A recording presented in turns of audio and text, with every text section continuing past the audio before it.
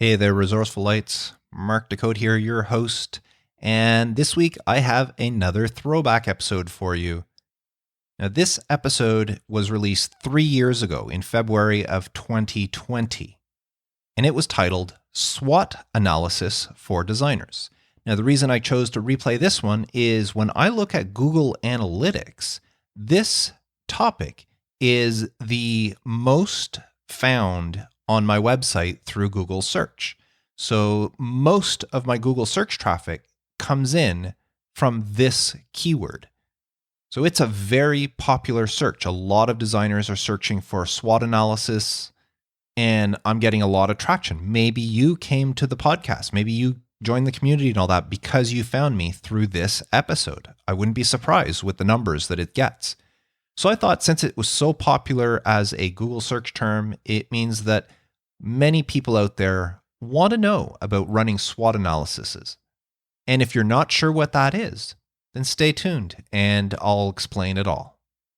Now, before I get to this episode, I just want to mention that I've recently updated the Resourceful Designer community page on the Resourceful Designer website. You can get to it at resourcefuldesigner.com/community. Well, I've updated the page to give you a better understanding of everything involved in the community. But if I was to boil it down to one phrase, I would say that the Resourceful Designer community is kind of like having your own personal board of advisors on every step of your journey. There's no reason for you to run your business all by yourself when you can get the help of like-minded, trustworthy designers that are eager and willing to help you. So why don't you head on over to resourcefuldesigner.com/community. Find out what the community is about, and if you're interested, join today. And now, without further ado, here's a replay of episode 202, SWOT Analysis for Designers.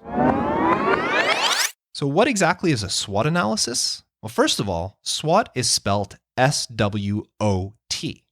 Now, if you've ever had to create a business plan, you're familiar with this term. SWOT is actually a process that was developed at Harvard Business School in the early 1950s. Now, the process involves using 4 different areas. For example, you can use 4 different pads of paper, 4 different whiteboards, or you can just take a single sheet or a single whatever and divide it into 4 sections. One of the most popular is taking a sheet or a board and drawing a horizontal and vertical line, so a big plus symbol across the whole thing, so you end up with 4 corners of the pad, 4 sections to your pad or your sheet or whatever. Now, SWOT stands for strengths, weaknesses, opportunities, and threats. The first 2, strengths and weaknesses, being internal matters, meaning things that you can actually control, and the second 2, opportunities and threats, being external matters, things that affect a business but are out of your control. And as I said, SWOT analysis is mostly used or most popular when it comes to writing a business plan for a business. So let's take, for example, a web design business. If you were writing a business plan to start your very own web design business, maybe the 4 sections would look something like this. Strengths. What are the strengths of the business? What advantages do you have? What do you do well? What resources do you have? What do other people think of you? So for a web design business, maybe you could say something like, I'm fast and proficient at creating websites. I have the ability to use many different design applications. I'm very experienced in WordPress. I know some of the coding languages. I'm great at time management. And I have a good connection with writers, photographers, coders, etc. Now, what about weaknesses? What disadvantages does the business have? What improvements can you make to your business and to yourself? What skills don't you have, or you do have, but you aren't very good at? Are there any parts of web design that you should be avoiding? And what objections might clients have with your business and your services? So again, for a web designer, maybe it might say something like, great at web design, but has no development skills. That's a weakness. Maybe really good at the design side, but not very good at the business side, the administrative, the bookkeeping side of things. That's a weakness. Maybe, as a lot of designers are, you're an introvert. Well, that can be viewed as a weakness when it comes to business. Or possibly English is your second language. Maybe you're dealing with a mostly English community or English client base, but English is not your first language. Well, there could be a weakness involved there in trying to communicate. Now, what about opportunities? What options are there for the business to grow? Are there any new technologies emerging that you can take advantage of? Is there a shift happening in the economy? Are social patterns changing? So for a web design business, you may be able to say, well, where I live, there's very few talented web designers in the area. So that's a good opportunity for my business. Maybe a knowledge of certain fields or industries can allow the business to niche. So for example, maybe a web designer who's into, let's say mountain biking, loves mountain biking as a hobby. Well, he or she can use that knowledge to maybe niche down into the mountain biking space. So creating websites for mountain bike enthusiasts. That's a great opportunity. Now, what about threats? What risks or potential hurdles does a business face? What obstacles do you face as a designer? What's your competition doing? Will new technologies threaten your business? So again, for a web design business, got to watch out for things like DIY website builders that can potentially lure clients away from you. There's the fact that more and more people are learning web design these days, either graduating from school or learning on their own, and they could become competitors and compete with you.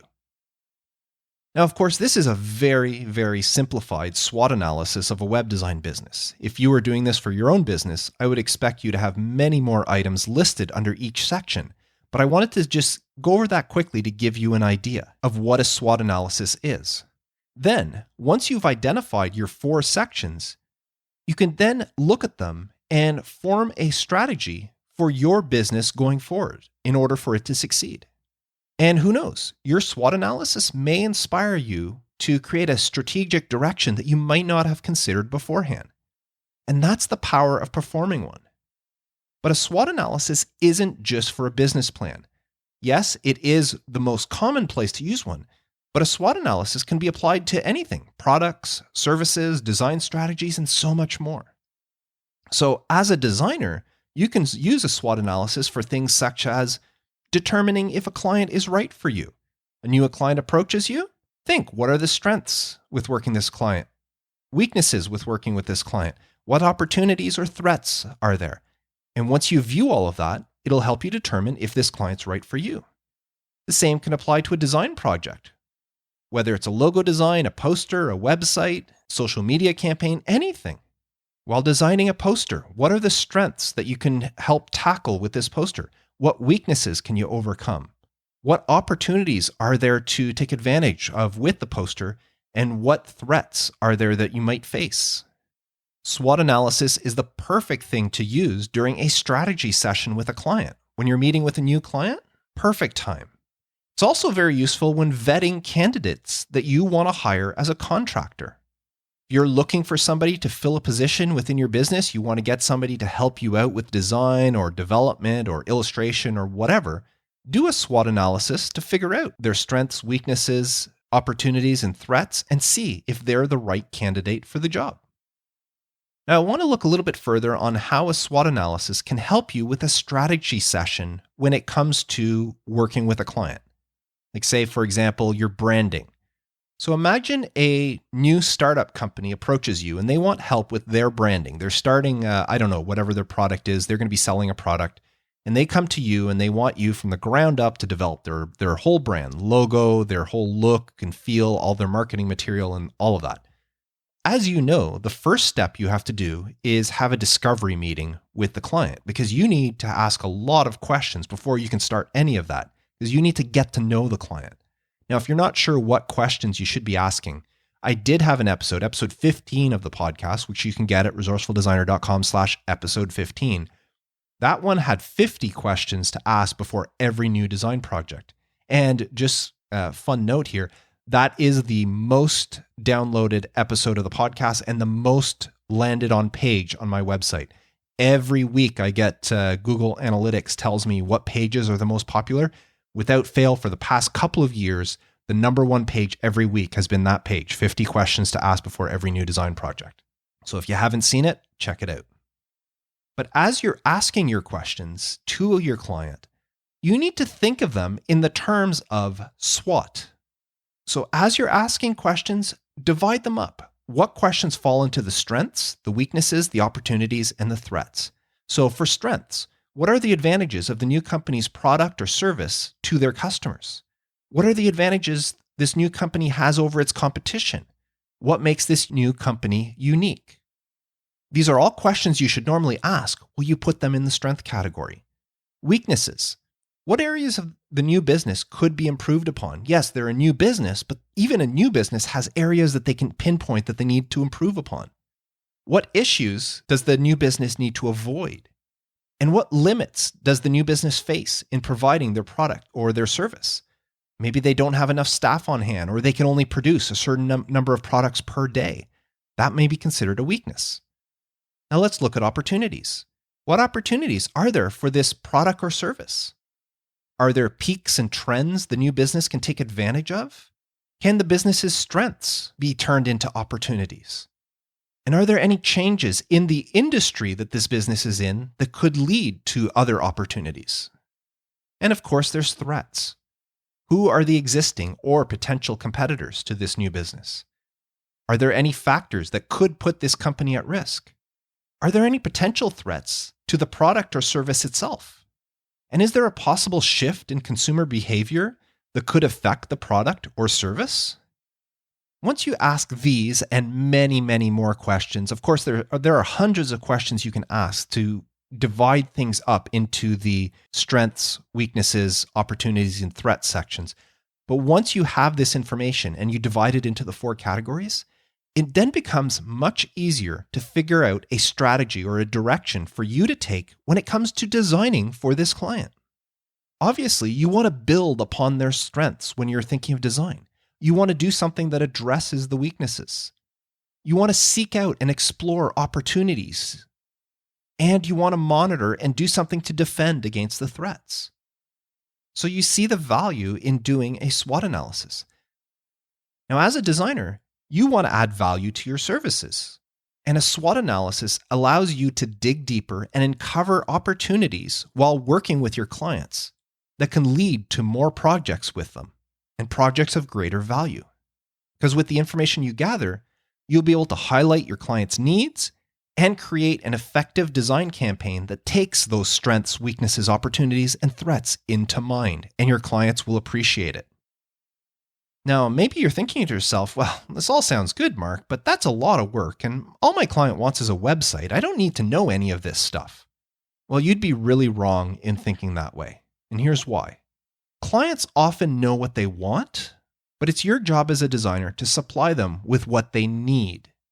And a SWOT analysis can help you determine what it is they need. Performing a SWOT analysis can help you find areas to focus on in order to produce better design results.